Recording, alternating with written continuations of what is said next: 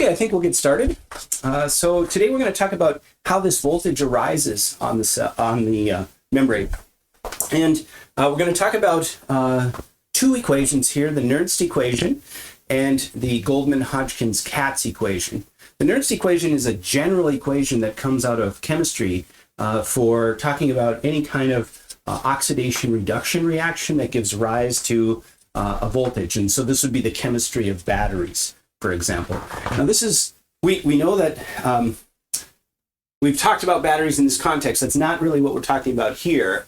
What we're talking about here is that in a typical neuron, we have a difference of concentrations of a given ion on one side of the membrane than the other side of the membrane. That difference, nature wants to minimize that difference. So if there is a path that has some degree of conductivity, then where the ions can flow, it will. And so that's acting like a battery. Now, I want to be careful because we've been carefully talking about equivalent circuits. And so I'm not saying that this concentration difference is the battery. It's a result of that pump that's keeping or maintaining that concentration difference. Okay, so we've got this pump over here, this, say, sodium-potassium pump, keeping the difference. And then that difference is that driving force to move the ions across. Now, this is captured in the Nernst equation, which is a little bit more, just slightly more complicated for a general battery. For the case of the neuron, it reduces to something called a concentration cell or a concentration battery. And what we do is we define, okay, we're going to think about an ion going from in to out. We'll just do that.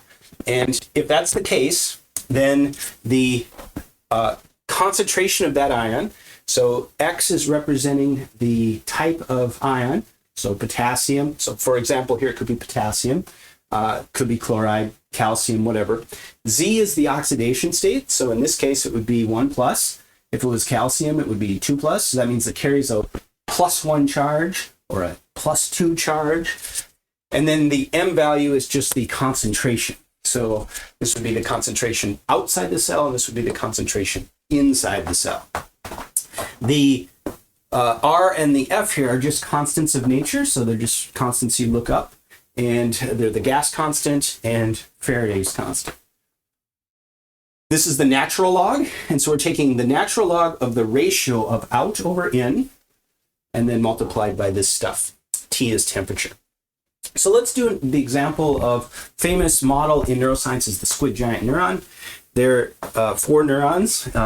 Potassium is higher inside the cell than outside the cell. And in the case of the squid giant neuron, it's about 400 millimolar to 20 millimolar.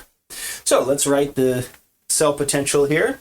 And we get, just plug in our numbers here, 298 Kelvin. We'll take that as sort of normal room temperature. If it was a mammal at 37 degrees Celsius, you would need to convert that to Kelvin. Then we're out over in. Now notice this ratio is less than 1. So the log of a number less than 1 is going to be negative. So this is going to contribute a negative. And then this is all positive numbers, so that'll be positive. And when we calculate this out, we get minus 76.9 millivolts. So if potassium was the only show in town for the squid giant neuron, it would be sitting at minus 76.9 millivolts. Okay, let's do one more example. Let's do chloride. Has a negative here, and chloride actually has a higher concentration outside than inside. So the out over in ratio is a number greater than 1. So that should contribute a positive here. But notice our Z is a -1 here. So we have to put a -1 down here. And so we get a total here of a negative 67.8. Now, there are, this is good. This is a very good start, but it's, as you'll notice, it only contains one element at a time, or one ion, type of ion at a time. And we know that the neuron is more complicated than that. Its cell voltage, or voltage across the membrane, is determined by potassium, sodium, chloride, other stuff too. But potassium, sodium, and chloride are the key players here.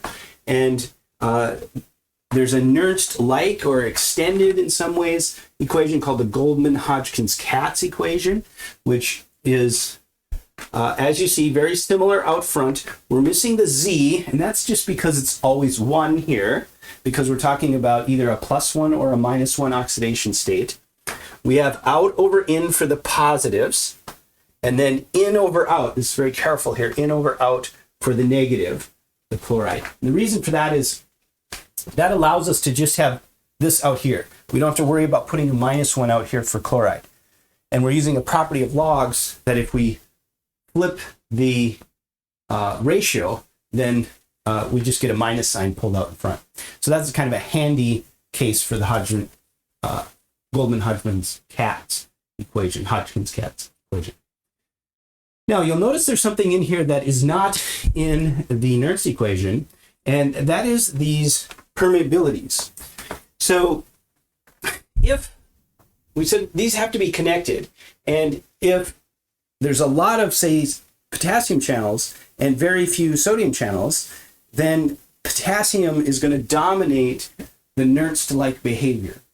So what this is doing, this ratio of permeabilities, is, or the multiplying by the permeabilities here, is accounting for the fact that the flow of the ions experience different conductivities. So basically, you can think of this almost as a conductivity.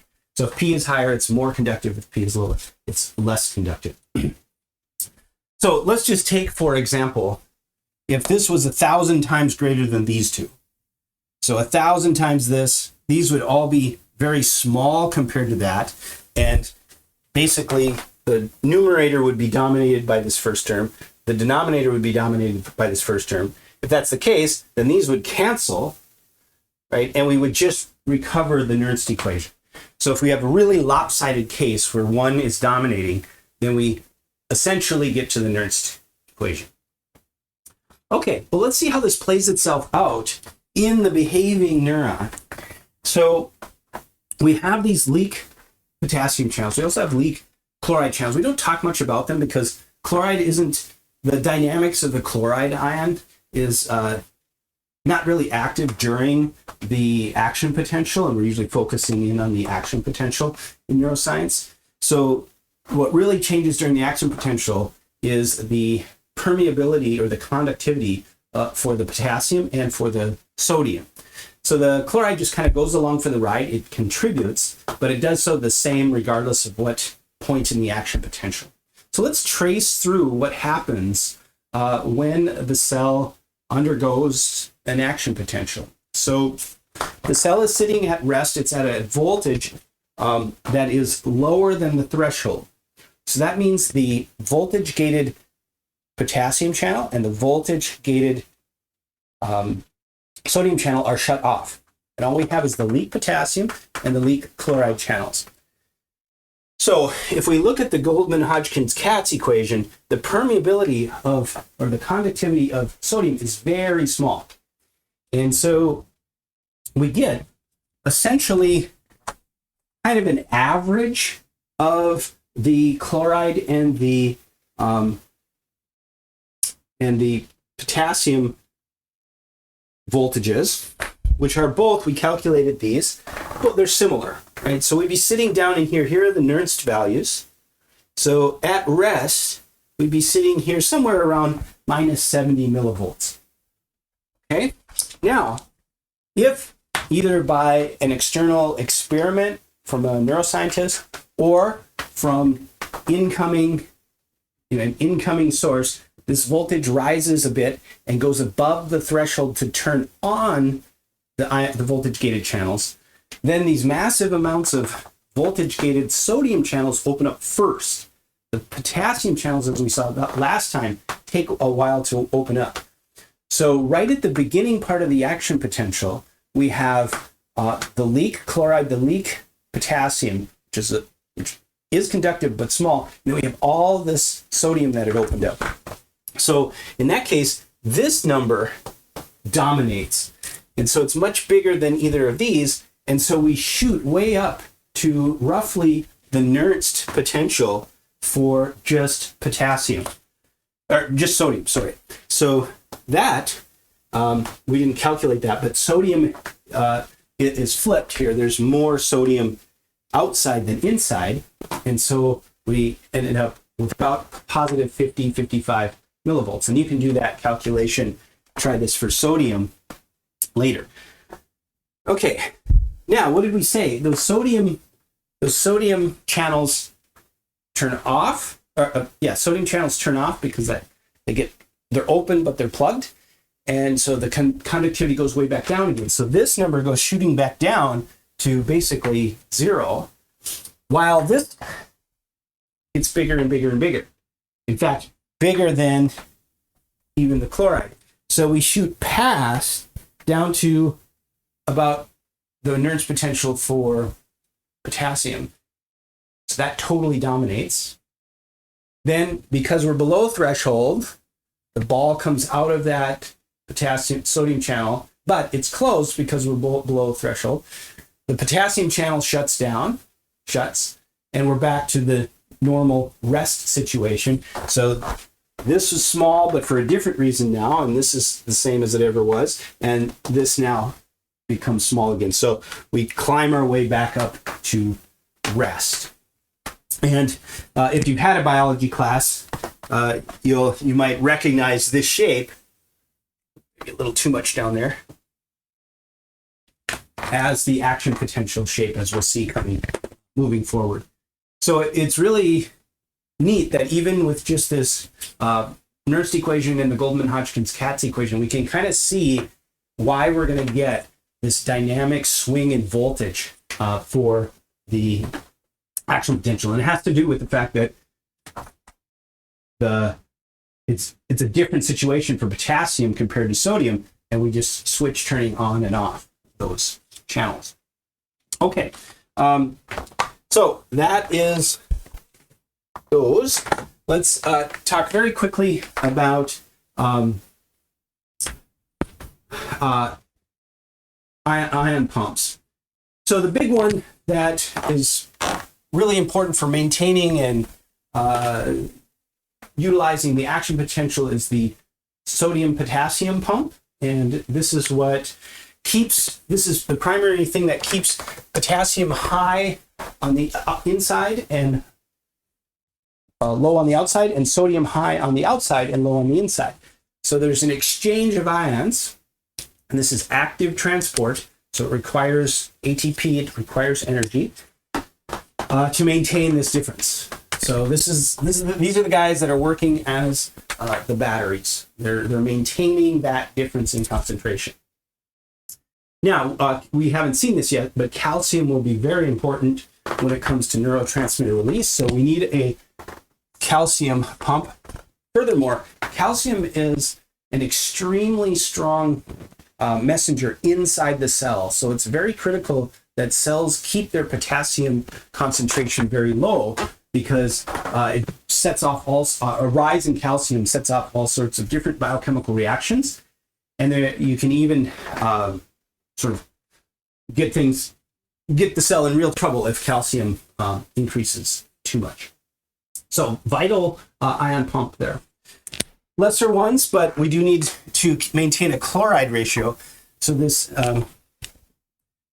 sodium bicarbonate pump with chlorine helps maintain a higher concentration of chlorine on the outside, as we saw over here. And then finally, we have to worry about pH. So there's a sodium pump that helps move protons in and out, and that modulates or modifies or maintains, I guess, actually, the pH. Notice just one thing to point out here. So this is a primary pump. This is trying to maintain sodium outside. We then utilize that. It's like we're pushing some rocks up here to then pull down a pulley and lift something else up. So we put the sodium out with this, and then that's used. We bring one back in to pull out a calcium. We bring one back in to pull out a chloride, bring one back in to pull out a proton. And so notice the sodium there is going in both directions on these pumps.